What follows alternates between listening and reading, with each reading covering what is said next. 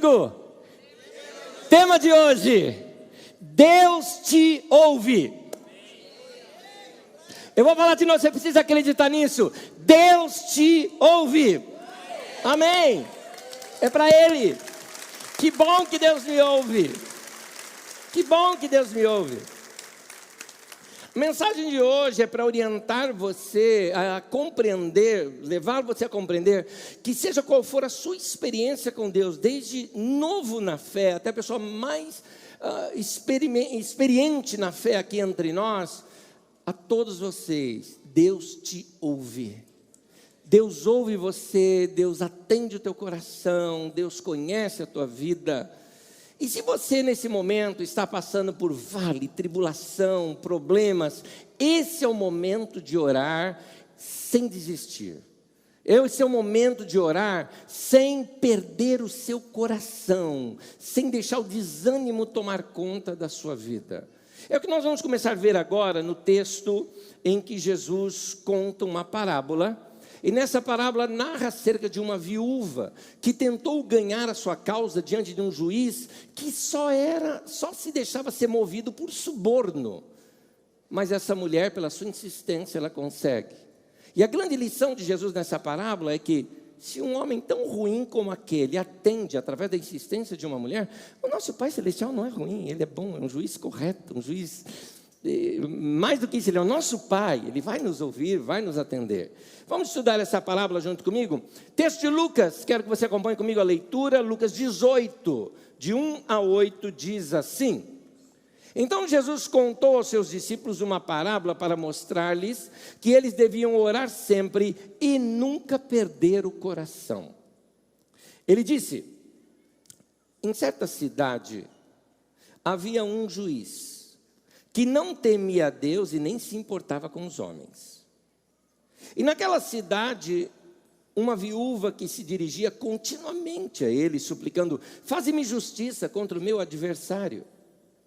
Por algum tempo ele se recusou, mas finalmente disse a si mesmo: embora eu não tema a Deus e nem me importe com os homens, essa viúva está me aborrecendo, e vou fazer-lhe justiça para que ela não venha mais me importunar. E o Senhor continuou: ouçam o que diz o juiz injusto. Acaso Deus não fará justiça aos seus escolhidos, que clamam a Ele dia e noite? Continuará fazendo-os esperar? Eu lhes digo, Ele lhes fará justiça e depressa. Contudo, quando o Filho do Homem vier, encontrará fé na terra? Até aí a leitura, e eu começo a explicar, a abrir um pouco essa parábola aqui com vocês. A língua grega é uma língua que tem alguns significados, ela tem algumas profundidades em palavras que às vezes a nossa própria língua portuguesa não consegue alcançar. Os nossos tradutores se esforçam ao máximo para tentar esmiuçar o texto. Por isso que é importante você ler às vezes a Bíblia em várias versões, para que você consiga ver diversas traduções do texto para entender o texto de modo mais profundo. Começando pelo primeiro e pelo último versículo, que eles se unem, ali já começa a dizer assim, sobre oração, para que você não venha esmurecer, desanimar, ou como eu preferi traduzir, não venha perder o seu coração, não venha desanimar diante de situações e desistir. Aí ele conta a história de uma mulher que não desistiu, mesmo nos momentos em que parecia que ela não iria ganhar a causa de jeito nenhum, ela permaneceu. A última frase do texto, que fala que se quando Jesus voltar se encontrará fé na terra, não se refere à volta de Jesus. No próprio construção de Lucas, o que vem depois é a paixão de Cristo, com sua morte e ressurreição. O que Jesus quis dizer é, depois de passar pelo momento em que eu vou morrer, e vocês vão achar que tudo acabou, ao eu ressuscitar e voltar, eu vou encontrar fé na terra. Eu vou encontrar vocês confiantes, como essa mulher que não desistiu o tempo todo. Essa era a lição ali para os discípulos. Mas Jesus continua ali na parábola, mostrando ali uma história que nós precisamos abri-la um pouquinho mais. Vamos pegar dois personagens, o juiz e a viúva. Aquele juiz, o texto diz acerca dele, que ele não se importava com os homens. O texto grego usa uma palavra que talvez não teria sentido para nós, por isso os tradutores preferiram colocar não se importa. A expressão ali é não sente vergonha. Essa que é a expressão. Na nossa sociedade, nós definimos a moralidade entre certo e errado. Você chega para o seu filho e fala assim: filho, não faça isso porque isso é errado. Naquela sociedade, se falava assim: não faça isso porque isso é uma vergonha. Para eles, a vida consistia em vergonha e honra. Então, sentir vergonha de algo era muito ruim. Era um vexame muito grande. Alguém que fez algo errado passar na rua e alguém dizer para ele: que vergonha! Aquilo era humilhante dentro daquela sociedade. E o texto diz que esse juiz não estava nem aí com isso. Tanto que ele faz algumas coisas que seria uma vergonha. Uma delas é que ele deveria atender a um pedido de uma viúva, está na lei. Na lei de Moisés orienta que os pedidos de uma viúva ou de um órfão deveriam ser os primeiros a serem atendidos, mas esse homem não faz isso. Ele só era movido por suborno. Se você não tinha nada para suborná-lo, ele não te atendia e ponto final. Jeremias, assim como Isaías também, são profetas que enfrentaram governantes, lideranças, inclusive religiosas, falando com eles sobre essa questão de vergonha. Vamos ver um texto, por exemplo, em Jeremias. No texto do profeta Jeremias, ele diz assim, capítulo 8: desde o menor até o maior, são todos gananciosos. Tanto os sacerdotes como os profetas. Note que está falando dos homens religiosos aqui. Todos praticam a falsidade. Ficaram eles envergonhados de sua conduta detestável? Não. Eles não sentem vergonha, nem mesmo sabem corar. O que ele está dizendo é algo assim, porque naquele tempo, a orientação que se tinha, por que foi instituído, por exemplo, o dízimo? O dízimo foi instituído dentro da sociedade para que em cada região, em cada setor daquela nação, tivesse um centro de acolhimento aos necessitados. Desse dízimo era para sustento e suporte de órfãos, viúvas e refugiados. Era para isso.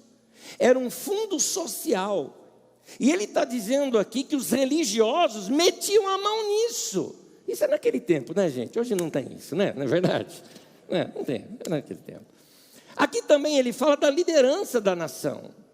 Que a liderança da nação também não sentia vergonha de fazer coisas erradas. Este homem, por exemplo, só se moveria na base da propina. Eu sei que brasileiro não sabe muito o que é isso. Propina, né? É um dinheiro que você paga por baixo dos panos para alguém fazer alguma coisa com você que ele não deveria estar fazendo. É isso. Então, Isaías 1,17, o profeta que nós estudamos, foi outro também que brigou muito ali com relação aos políticos da sua época. Ele diz assim: aprendam a fazer o bem. Uma pausa. Há um costume de quem entra no governo de achar que ele manda. E é bom você lembrar, se você votou em alguém, é bom você lembrar a cada um dos governantes, seja vereador, seja prefeito, seja deputado estadual, seja governador, seja deputado federal, seja senador ou seja presidente da república, que eles é que são nossos empregados, porque eles são sustentados com o nosso dinheiro, eles são servidores públicos. Importante saber isso. E é isso que o profeta está falando. Aprendam a fazer o bem. Vocês estão aí para fazer o bem para a população e não para ficar metendo a mão no dinheiro que deveria ir para as pessoas. Para de meter a mão no dinheiro que está indo para a merenda escolar. É isso. E diz aqui o texto: busquem a justiça. Justiça é auxílio aos necessitados e pobres. Acabem com a opressão. Lutem pelos direitos do órfão, defendam a causa das viúvas.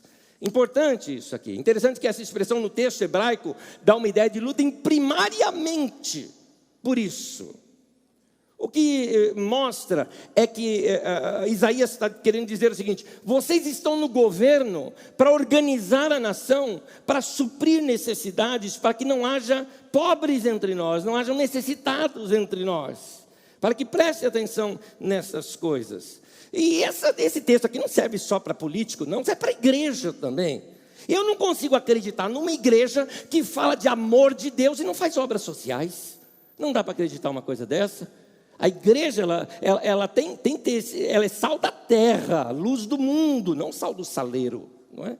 Então a igreja tem que se mobilizar dessa maneira também. Os direitos dessa mulher estavam sendo violados. Ela não era atendida. Por que ela não era atendida? A lei de Moisés dizia sobre o direito dos órfãos e das viúvas que deveriam ser julgados primeiro. Por que ela não era atendida? Porque ela era pobre demais para poder comprar justiça.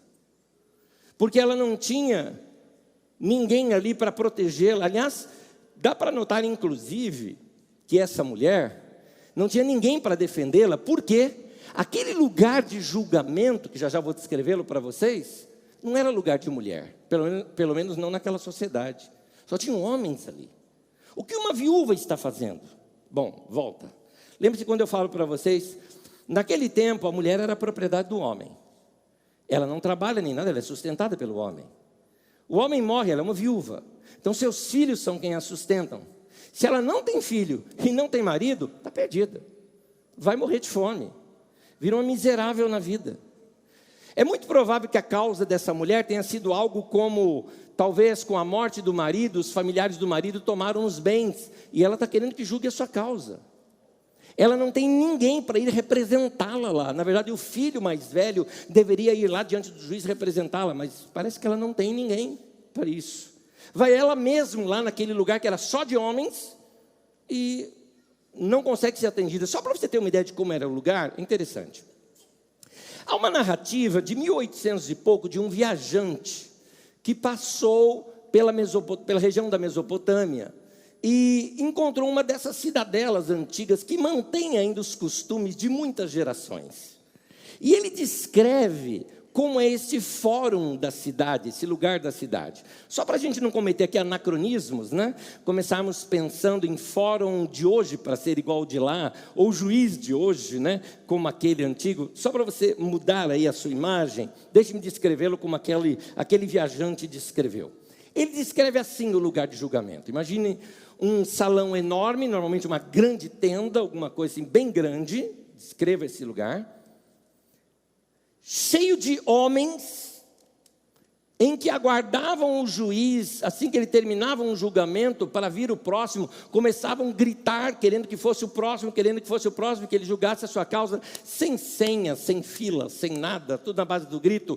Como você lembra, talvez, daquelas cenas um pouco mais antigas, de uns 15 anos atrás, da Bolsa de Valores em São Paulo, sabe? Aquela gritaria toda, para alguém querer ser ouvido ou atendido.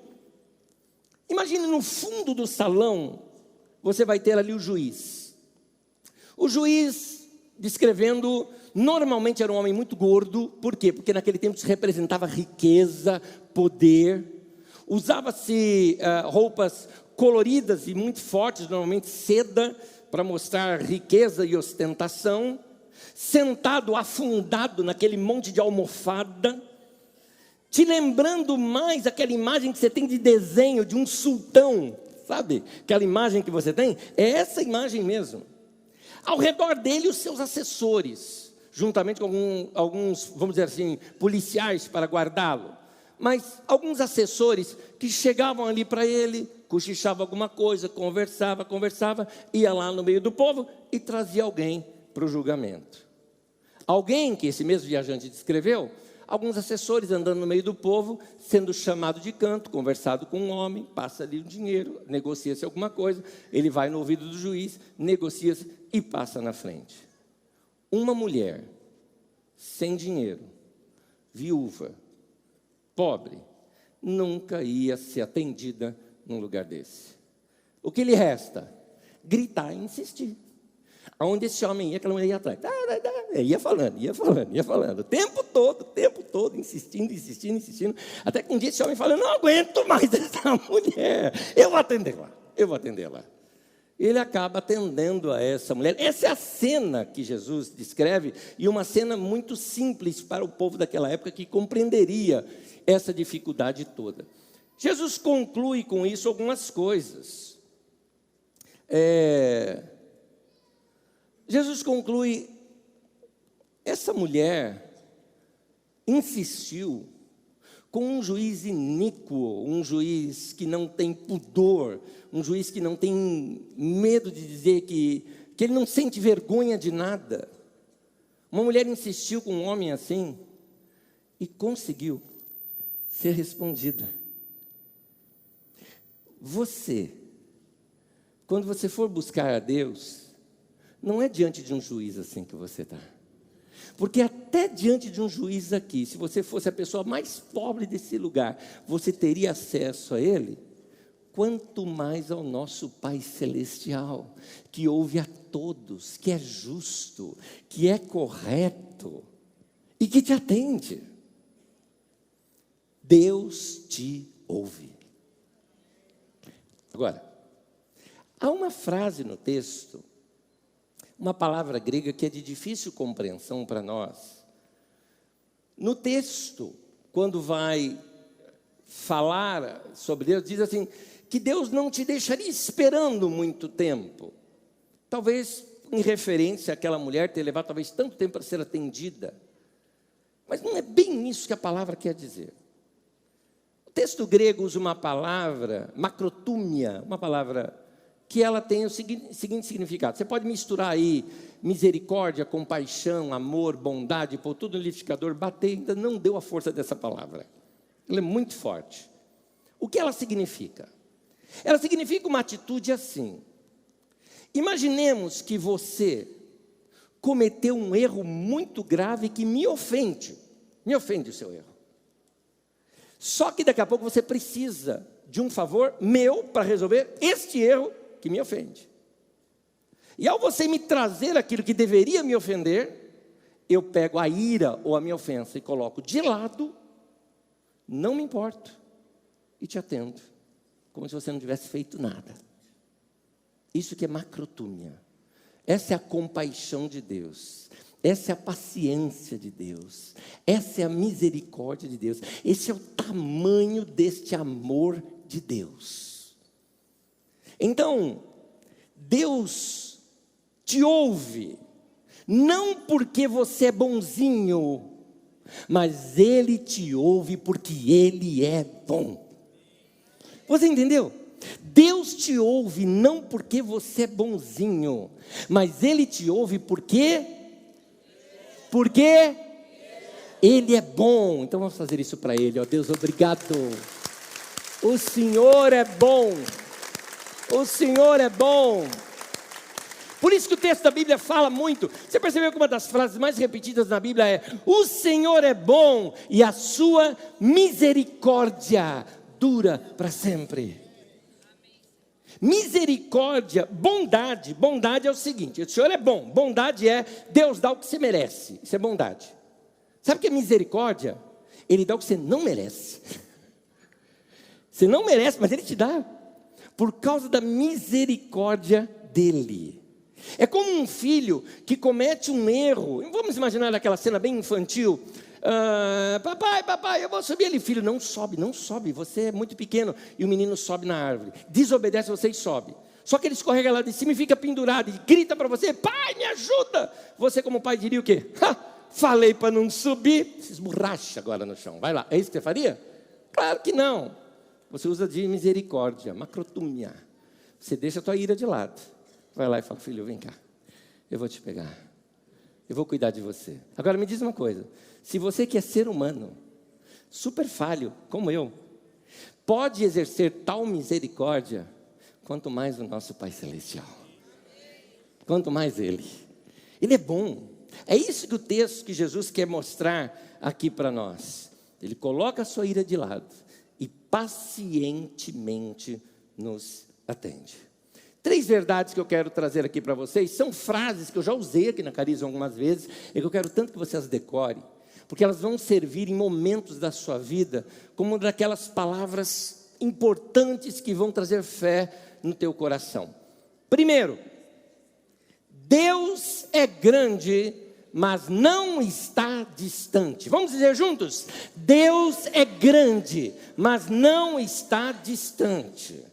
O que mostra aqui para nós essa grande verdade é que a gente olha às vezes para Deus e fala: Deus é tão grande, Deus é maravilhoso, Deus é imenso, mas Ele está ocupado com tanta coisa, vai se preocupar comigo. Tem tanta coisa para Deus fazer no mundo, tem tantas situações, sabe? Quando você vê os telejornais, ouve falar das guerras, você fala: tem gente mais necessitada do que eu. Deus é grande, mas Ele não está distante. Ele está tão perto e tão próximo, que Jesus nos ensina algo sobre Ele muito interessante para nós praticarmos. Eu chamo de a prova, o teste, não é? Do quarto fechado. O que é isso? Vamos ler juntos? Mateus capítulo 6, Jesus nos ensina isso. Mateus 6 diz assim: mas quando você orar, vai para o teu quarto, fecha a porta e ore ao seu Pai que está em secreto. E então o seu Pai, Pai celestial que vê em secreto, o recompensará. Porque o seu Pai sabe do que vocês precisam antes mesmo de o pedirem. Várias lições aqui nesse texto, várias. Eu vou começar das últimas para a primeira. Primeiro, que Deus sabe tudo antes mesmo de você pedir. Um dos meus filhos, muito lógico no seu pensamento, criancinha ainda, pequeno, sei lá, de 5 a 7 anos de idade ele deveria ter. Ele: pai, Deus sabe de tudo, né? Eu falei: sim, filho, Ele sabe de tudo. Deus sabe até aquilo que a gente vai falar. Sim, filho. A gente pensa e Deus já sabe. Sim, filho. Ué, se é isso, por que a gente precisa orar? Ele achou que me pegou.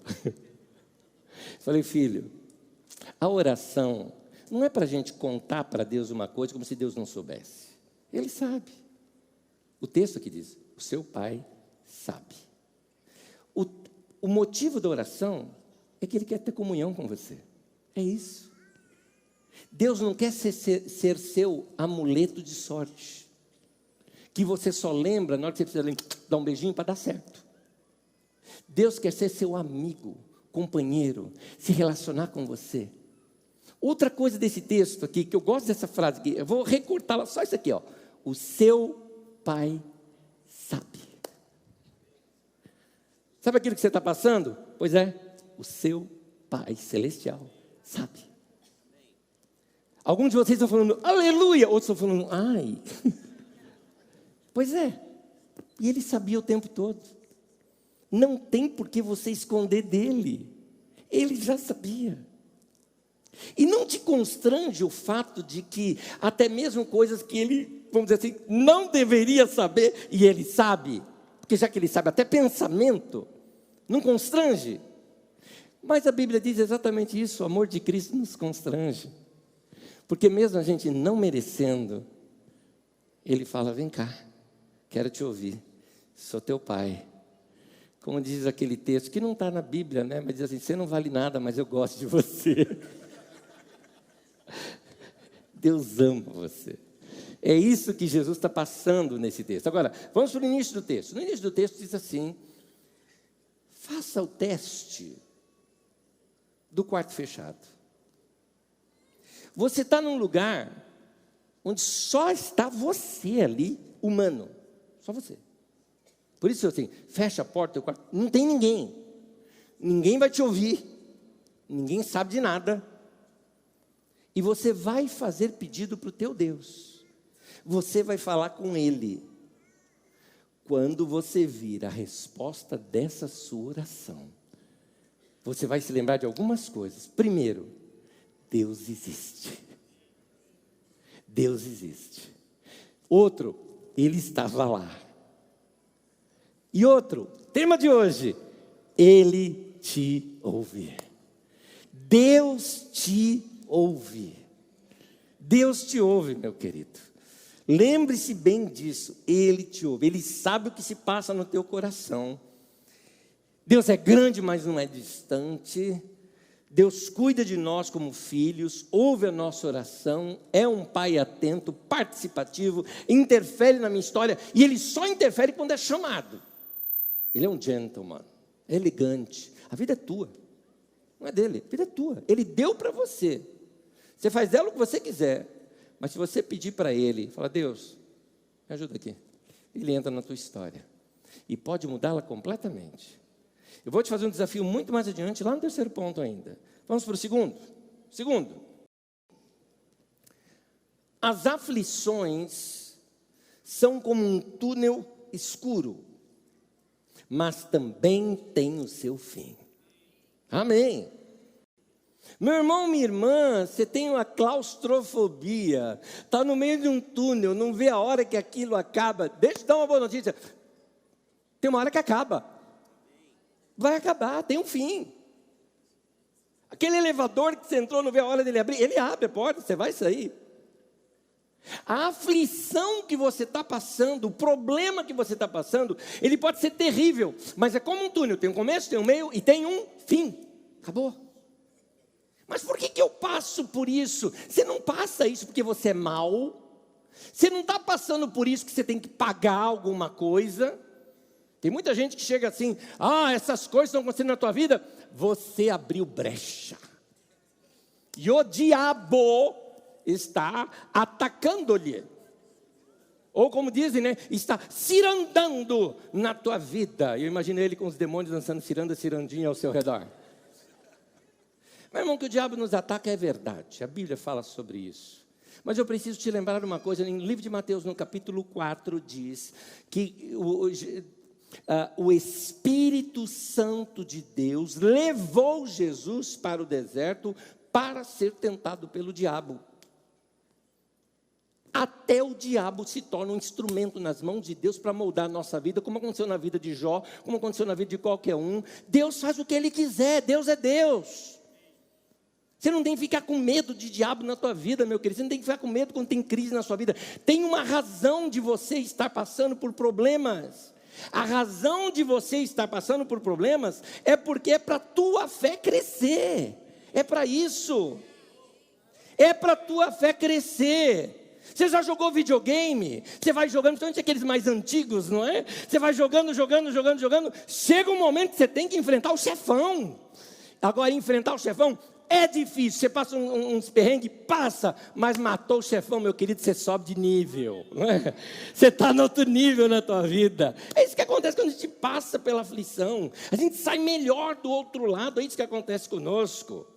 Alguns de nós são como aquele sachêzinho de chá, sabe? Você só sabe o que tem dentro, o sabor, o cheiro, aquela coisa beleza que tem, quando joga água quente. É aí que a coisa vai acontecer. Eu quero te dizer isso não negativamente, mas positivamente. Meu irmão, você não vai compreender o tamanho da tua fé até que você tenha passado pela dor. Até que você tenha passado pela aflição. Até que você tenha passado pela provação. Essas coisas, na verdade, são para liberar aquilo que tem dentro de você. Que você cresceu, meu irmão. Você não é mais o mesmo depois daquilo. É por isso que Davi, depois de passar um tremendo problema na tua vida, ele olha para trás e diz: foi bom eu ter passado por isso. Foi bom. Sou outra pessoa hoje. Minha vida mudou. Minha experiência com Deus cresceu. Sofrimento, tristeza, dor, frustração, fracasso, fadiga, tudo isso faz parte da nossa vida, Texto de João, Jesus diz assim no capítulo 16, ele fala: no mundo passais por aflições. Guarda bem, passais, ele não disse vocês vão ficar nela. Passa por ela. Tem um começo, tem um meio, mas tem um fim. Tem uma hora que acaba. Então você fala: mas até quando? Espera aí, a Bíblia diz que você nunca vai ser tentado acima do que você pode resistir. Mesmo, mas eu estou passando uma coisa que eu nunca imaginei que eu seria capaz de passar uma situação como essa. Pois é, Deus sabia, você que não sabia. Deus sabia que você era capaz de passar isso. E se você acha que a tua tribulação é muito grande, sabe de uma coisa? Tua fé é maior do que isso. Deus está trabalhando na tua vida para isso, meu querido. Deus está levantando a tua vida. E tem mais. Paulo ainda, o Paulo apóstolo, ele nos ensina algo. 2 Coríntios, capítulo 4, versículo 17.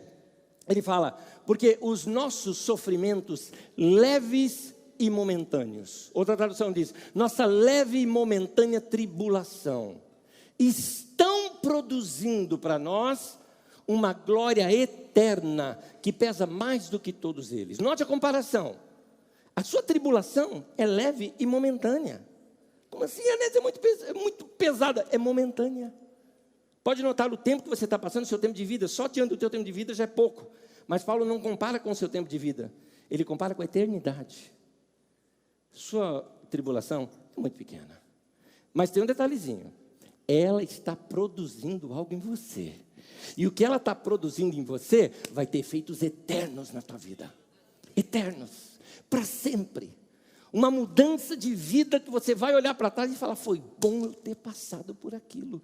Minha vida é outra, meu caráter é outro, minha vida é outra, minha história é outra, meus olhos se abriram para uma nova realidade de vida.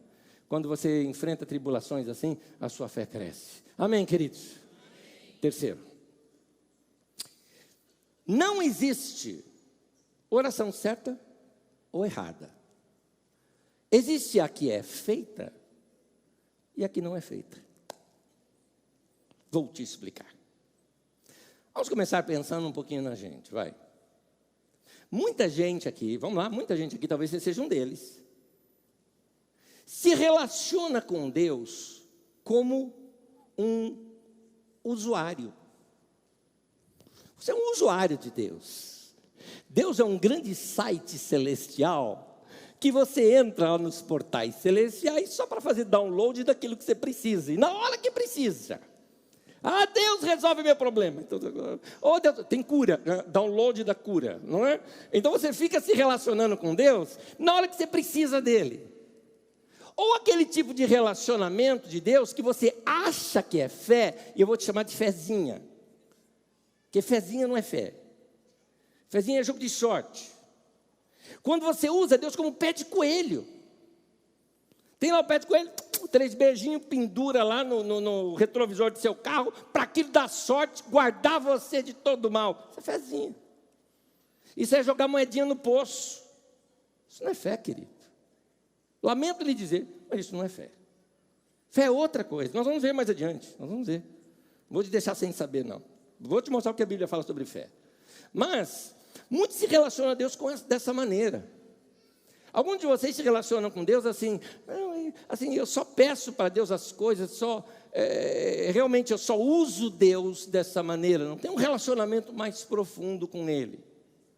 Calma, não se condene. Eu preciso te dizer que mesmo que, se é só isso que você sabe se relacionar com Deus, Deus é condescendente no seu amor. O que significa? Que Ele desce no nível que você tiver e te ouve do mesmo jeito. Tem um cara na Bíblia chamado Jacó. Jacó foi um cara importante. Foi o homem que depois da sua vida teve uma experiência com Deus, e o nome dele foi mudado para Israel. Até hoje a gente fala de Israel por causa desse homem. É um dos patriarcas da nossa fé. Mas vamos ver como é que Jacó era no começo. Vamos ler um texto aqui em Gênesis. Em Gênesis diz assim acerca de uma oração que Jacó fez. Olha aqui. Então Jacó fez um voto dizendo, só uma pausa, antes da gente continuar, nota como o cara era egoísta, só estava pensando nele, tá nem um pouquinho pensando em Deus e relacionamento com Deus, só estava falando de si o tempo todo.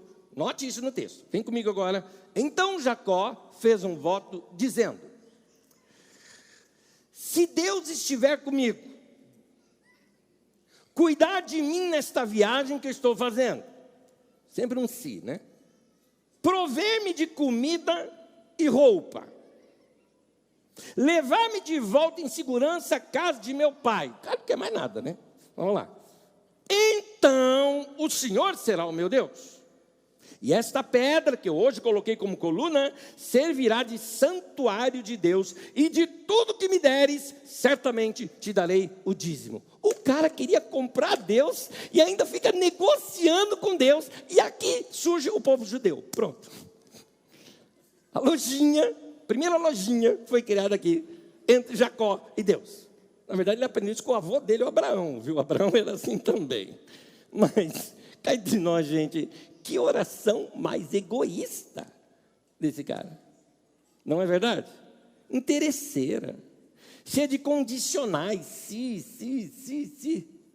Mas eu preciso dizer uma coisa. Apesar de egoísta, apesar de interesseira, era oração. E sabe de uma coisa? Deus respondeu tudo que ele pediu. Interessante isso. Porque, como eu disse, não tem oração certa, oração errada. Tem oração que é feita e a que não é feita. Oração errada é aquela que você não faz, porque você não ousa se relacionar com Deus. É claro que o Jacó, ao longo dos anos, foi mudando. Seu coração foi mudando. Deus deixou de ser para ele um amuleto de sorte e passou a ser uma experiência na vida dele. Eu acho interessante, no final da vida do Jacó, ele reúne todos os seus filhos, é um homem idoso, maduro, experiente. Ele fala 3 coisas, final da vida dele. 3 coisas marcaram a história desse homem. Ele fala assim, uma delas, Deus falou comigo. E ele conta a experiência de um dia Deus ter falado com ele. Segunda coisa que marcou a vida dele, Deus me deu descendentes. Eu tenho história. Minha vida não morre comigo. Minha vida vai continuar na vida dos meus filhos. Terceira coisa que ele cita, eu amei uma mulher. Ele começa a contar a experiência dele com Lia, tê-la acompanhado até o dia de sua morte. Ele mostra a experiência de vida, agora de um homem maduro. Este imaturo Jacó falou com Deus daquela maneira, mas Deus ouviu do mesmo jeito.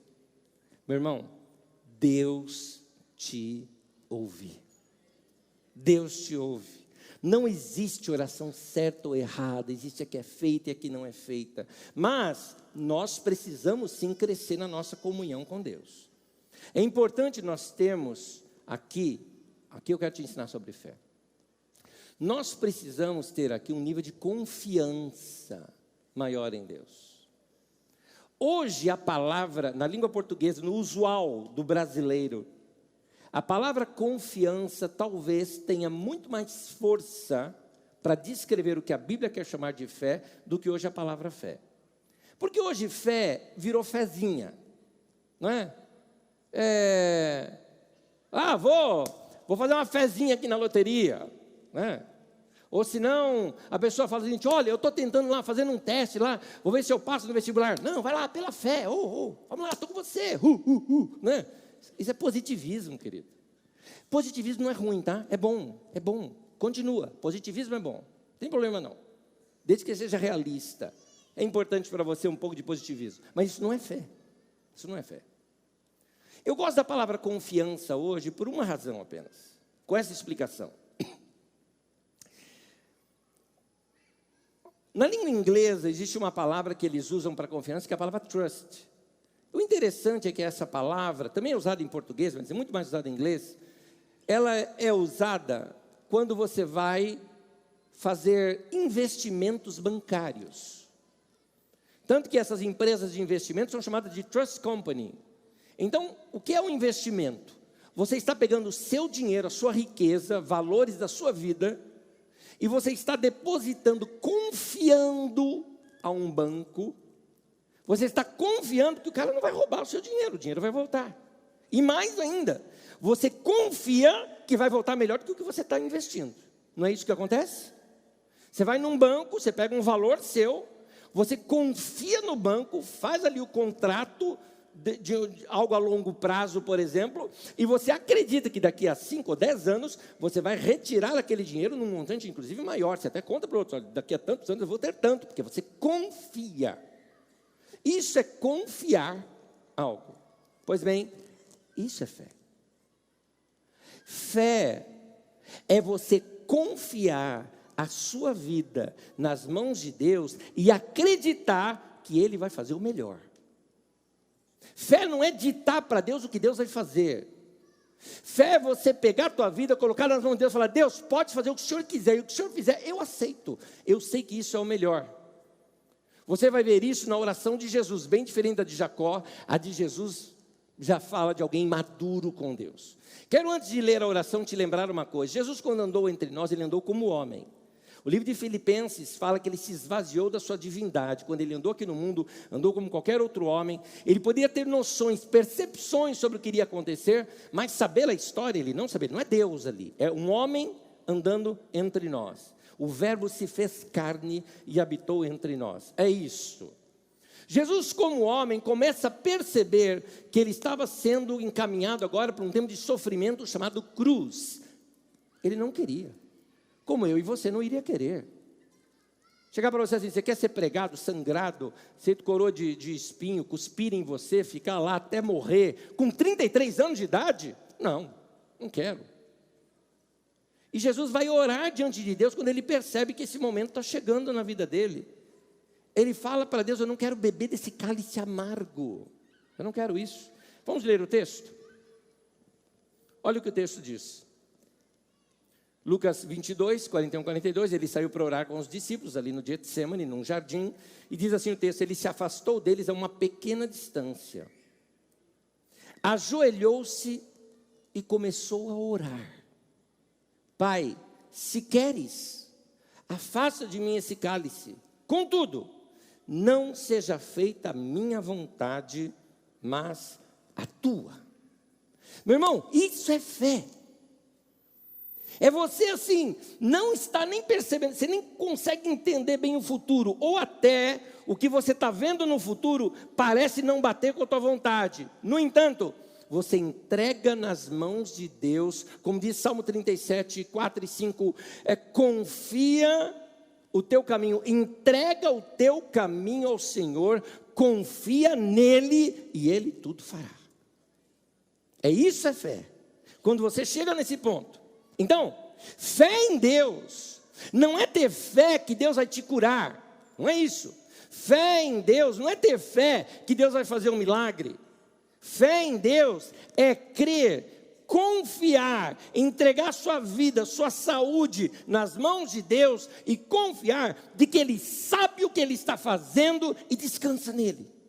Descansa nele. O melhor caminho é Ele que vai traçar para a tua vida. Isso é fé. Fé é quando você se entrega para Deus, diz para Ele, minha vida está nas tuas mãos, e o que o Senhor fizer, eu aceito. Isso é fé. Isso é fé, meu querido. Fé é você entregar a tua família nas mãos de Deus e acreditar de que Deus vai fazer algo na tua vida. Que Deus vai mexer na tua casa. Fé é entregar tudo a Deus e acreditar que a vontade de Deus, seja ela qual for, é a melhor para a sua vida. Isso é fé. Isso é fé. Fé em Deus não é fé na fé, ou fé na cura, ou fé na provisão. É fé nele, na direção dele. Isso é crescer na fé. Hoje eu quero desafiar você a fazer, hoje aqui, uma oração de fé diante de Deus. Antes disso, vamos ler um último texto. Convido você a ficar em pé comigo, por favor. Hebreus 11. Hebreus 11, versículo 6. Olha o que o texto nos diz. Sem fé é impossível agradar a Deus. Pois quem dele se aproxima, precisa crer que ele existe e que recompensa aqueles que o buscam. Você crê que ele é, que ele está, que ele existe, ser, estar, existir, é o mesmo verbo ali. Você crê que ele está, que ele existe, que ele é. Você vai falar com Deus, você sabe, Deus existe. E eu estou confiando nele aqui a minha vida. Ele vai me galardoar, ele vai me recompensar por eu ter feito isso. Minha oração não vai voltar vazia.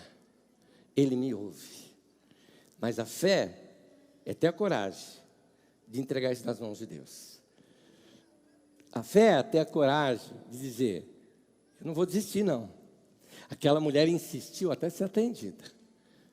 Eu vou entregar nas tuas mãos, eu vou ficar perseverando ali, vou ficar guardando. Eu sei que a sua resposta vai vir. Por isso eu termino dizendo para você, como no tema de hoje, não perca o seu coração. Volte a crer em Deus. Volte a orar. E o final, Deus te ouve. Amém? Deus te ouve. E aqui nós vamos fazer então a nossa prova de fé. Aqui vai estar a nossa fé. E você vai andar no seu nível de fé. Começa andando no nível de fé que você tem. E eu te convido agora a, como diz o Salmo 37, entregar o teu caminho ao Senhor e confiar nele, depositar em Deus isso. Acreditar que nas mãos dele vai se resolver. O que nós vamos fazer isso hoje aqui? Quero te dar um conselho. Primeiro, por um lado, se você está passando por tribulação ou problema. Depois, para você, que não está passando por nenhum problema. Os dois. Primeiro, se você está passando por algum problema, o que te incomoda nesse momento? Coloca nas mãos de Deus hoje e descansa.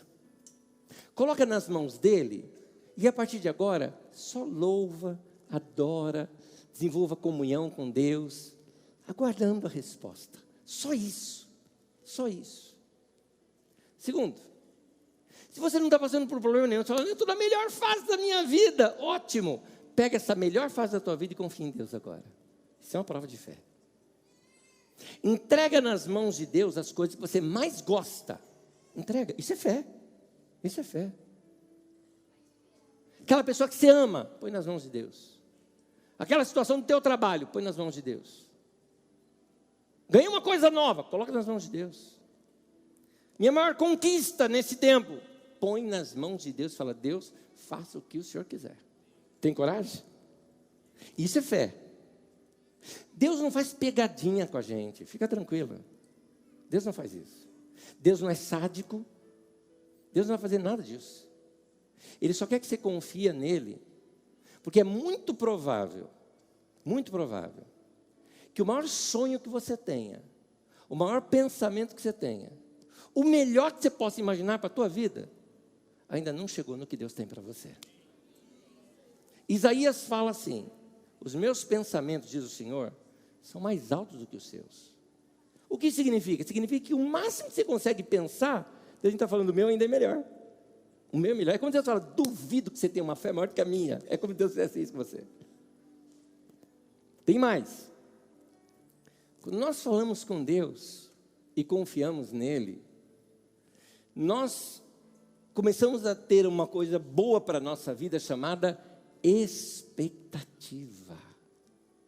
Gente, imagina ter recursos que não faz parte do seu salário, não faz nada, um dinheiro que você tem, você está feliz com aquele dinheiro e vai confiar num banco. E você vai falar, nossa, isso aqui vai render tanto para mim, vai ser muito bom. Pois bem, se você confia isso numa instituição bancária humana, quer dizer, até corrupta, quanto mais o teu Pai Celestial. Confia nele, o que você tem, sua vida, seu coração. Não estou falando igreja não, estou falando em Deus, entre você e Deus aqui. Confie em Deus, o que você tem. Põe nas mãos dele. Quer ver eu pegar você?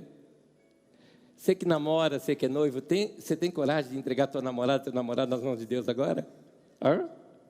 Ô pastor, levei tempo para conseguir isso daqui.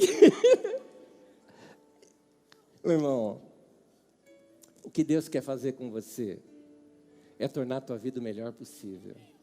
Ele é o nosso Pai. Ele sabe o que é melhor para nós. Deixa Deus cuidar de você. Tem coragem? É o momento de você orar agora. Eu não vou orar por você. Você vai orar do seu jeito. Sua oração pode ser igual a de Jacó ou igual a de Jesus. Não importa. Deus vai te ouvir do mesmo jeito. Faz do teu jeito. Então, no teu lugar, ninguém precisa te ouvir. Entre você e Deus agora. Feche teus olhos e confie em Deus alguma coisa. Faça seus depósitos no céu agora.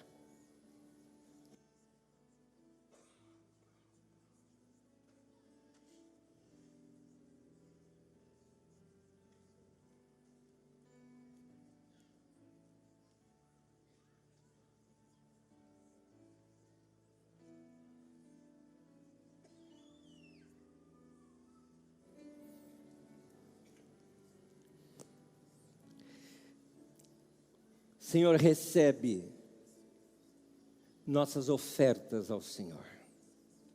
A oferta do nosso coração, da nossa mente, da nossa vontade, das nossas emoções. A oferta das nossas vidas, a oferta dos nossos bens, dos nossos amores, do nosso coração. a oferta da nossa saúde nas tuas mãos, das nossas finanças, dos nossos amigos, tudo que temos, o que somos, nossa vida está nas tuas mãos.